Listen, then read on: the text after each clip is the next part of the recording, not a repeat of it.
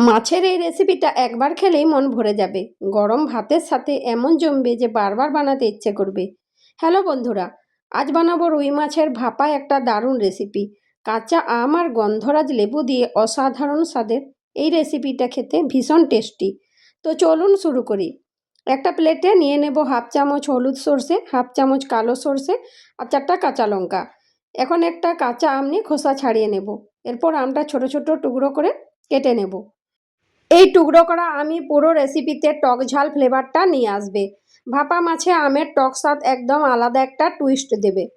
Add করব নুন আর নিয়েছি 1.5 পেঁয়াজ। একটা বাটিতে নেব 3 থেকে 4 চামচ পোস্ত। এবারে সবগুলো একসাথে বেটে নেব। আমি শিলনোড়ায় বাটছি, আপনারা চাইলে মিক্সার গ্রাইন্ডারও বেটে নিতে পারেন। শিলনোড়ায় বাটলে মশলার আসল গন্ধ আর স্বাদটা ভালোভাবে বের হয়। এই পদ্ধতিতে বাটলে রেসিপির টেস্ট আরও রিচ আর অরিজিনাল লাগে।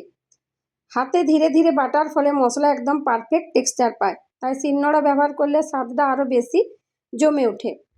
এখন আমি 4 পিস রুই মাছ নিয়েছি। মাছগুলো ভালো করে ধুয়ে একদম পরিষ্কার করে নিয়েছি। ভালো করে ধুয়ে নেওয়ার ফলে মাছ একদম ফ্রেশ ও ঝকঝকে হয়ে গেছে। এই মাছটাই ভাপা রেসিপির আসল স্বাদ এনে দেবে। অ্যাড করবো নুন আর হলুদ গুঁড়ো। ভালো করে মেখে নিয়ে 10 মিনিট রেস্টে রাখবো।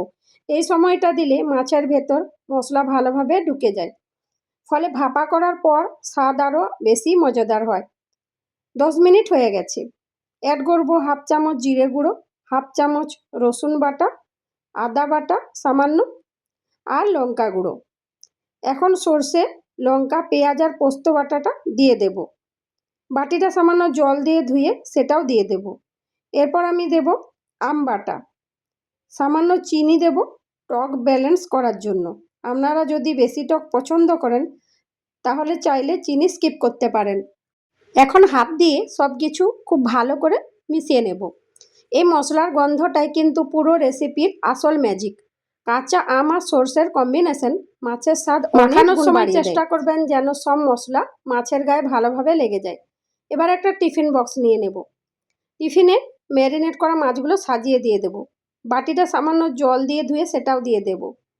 এখন দেব সর্ষের তেল। সর্ষের তেল দিলে ভাপা মাছের স্বাদ আরও বেড়ে যায়। চাইলে উপর থেকে 2টা কাঁচা লঙ্কাও দিতে পারেন। এতে একটা দারুণ ঝাঁঝালো ফ্লেভার আসবে।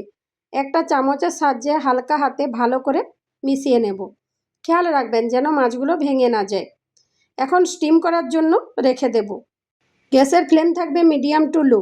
এই সময়টা ধীরে ধীরে মাছগুলো একদম পারফেক্টভাবে সেদ্ধ হয়ে যাবে।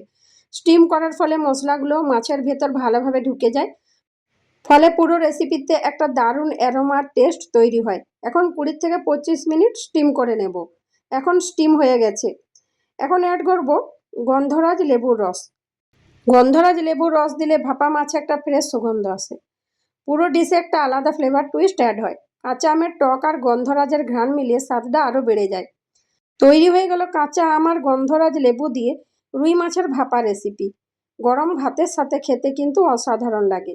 এই কম্বিনেশনটা একবার খেলে বারবার খেতে ইচ্ছে করবে। একবার হলেও ট্রাই করে দেখুন, স্বাদ ভুলতে পারবেন না। ভিডিও কেমন লাগলো কমেন্টে অবশ্যই জানাবেন।